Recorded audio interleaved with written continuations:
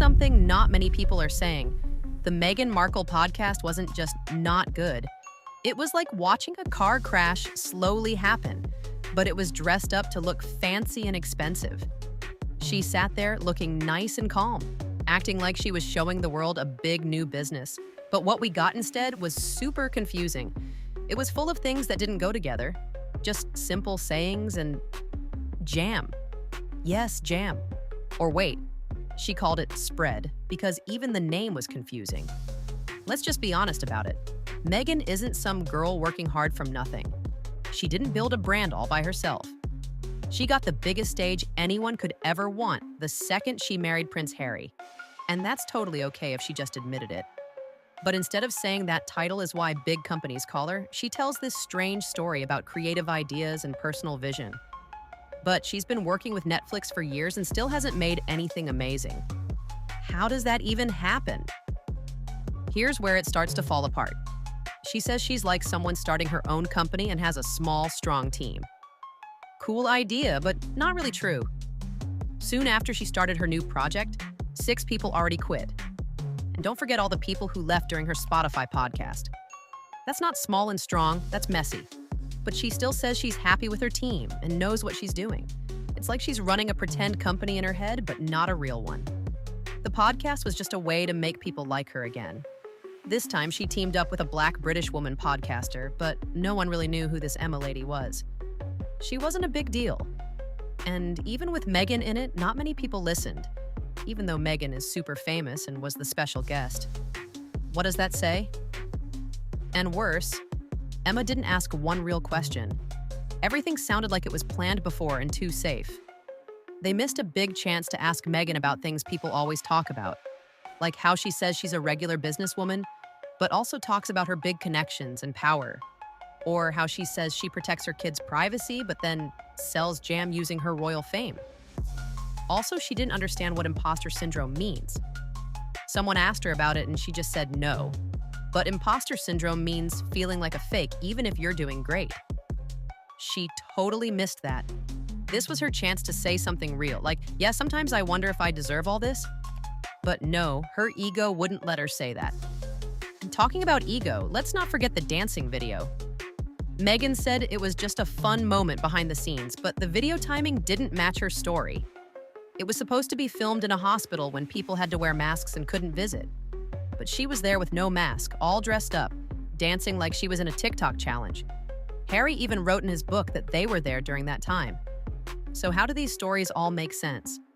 One little mistake is no big deal, but so many little things together start to show someone who keeps changing her story, changing who she is, and changing what happened, hoping no one will see that it doesn't all add up. Emma, the podcast host, looked like she was trying to be careful. You could feel it, like she knew this wasn't going to work but had to go along with it anyway. She smiled, nodded, and let Meghan say whatever without asking anything tough. It didn't feel like a real talk. It felt like a commercial. Meghan said what she wanted, skipped all the hard stuff, and didn't look uncomfortable once. That's the scary part, how relaxed she was pretending. When asked about her childhood or early business ideas, Meghan told a strange story about her grandpa owning an old shop and how she learned about helping customers there. But then, she said she spent every afternoon on a TV set. Those things don't fit together. You don't need to be a detective to see the story doesn't match. It feels like she tells stories that sound cool, not ones that are true. And Emma just smiled. No questions, no follow-up, nothing. That's what made the podcast feel fake. Even when Meghan started talking about her brand, saying she wants to make something real, long-lasting, and special, it didn't sound real. It sounded like a sentence from a press release. People were supposed to believe this came from the heart, but there were no real facts, no business numbers, no talk about how things really work. Just fancy words like natural, real, and full of vision. It was like listening to someone talk about a brand they wish they had, not something they actually made. Then came the part where Meghan said she doesn't fear failure. She said, failure isn't real, just learning. But that's something people say when they haven't had to risk anything. Real business people who use their own money and borrow from the bank or their family, they worry a lot about failing. To them, failure is a big deal, not just some nice saying on a coffee cup. But Meghan isn't using her own money. She has her royal name, her fame, and she's super rich. So maybe that's why she doesn't fear failure. Must be nice. Then Meghan tried to say having no more items to sell was a good thing. She said it was a nice problem to have and was proud that things sold out fast. But people aren't dumb. They know when someone is just spinning the story.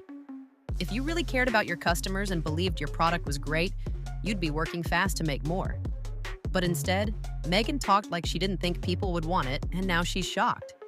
Then she said she started her new social media in January, but the account was actually made earlier. Anyone can check and see that, so why make up something so small? That's the stuff that makes people wonder. If she's not honest about little things, what else is she not telling the truth about? And let's not forget her big influencer moment. Meghan acted like people love her jam because of her cool brand, but the only time people really watched her closely was when she was in the royal family.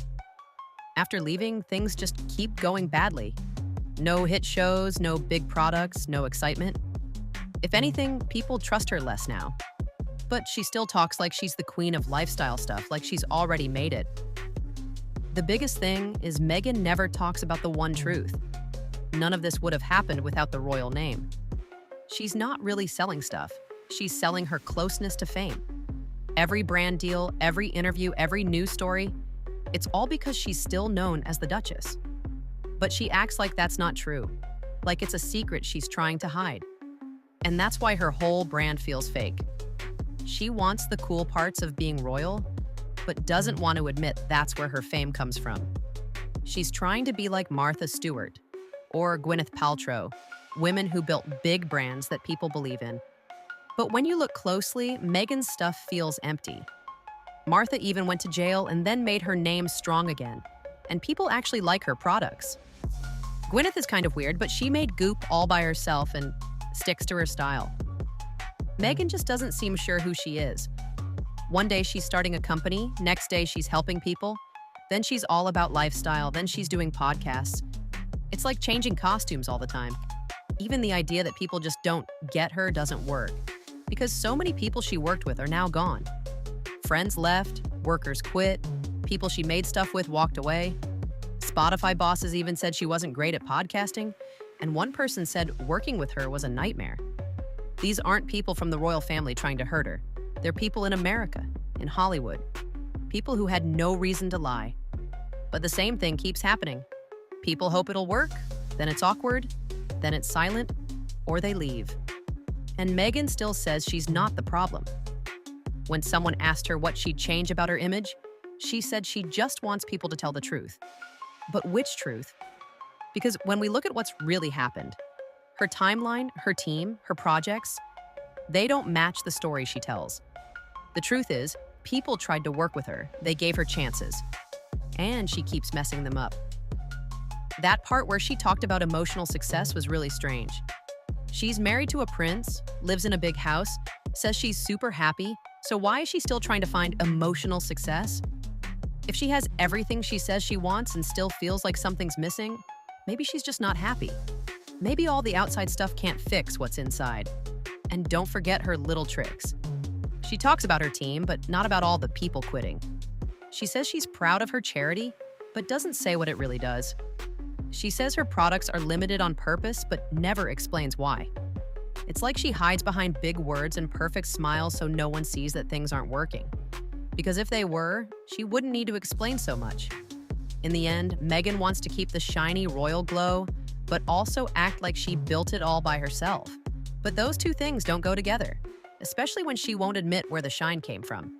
If she just said, "Yeah, I'm married into the most famous family ever and I'm using that to build something cool," people might respect her honesty.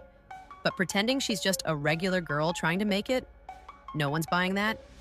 And maybe, just maybe, that's why no one's buying the jam either.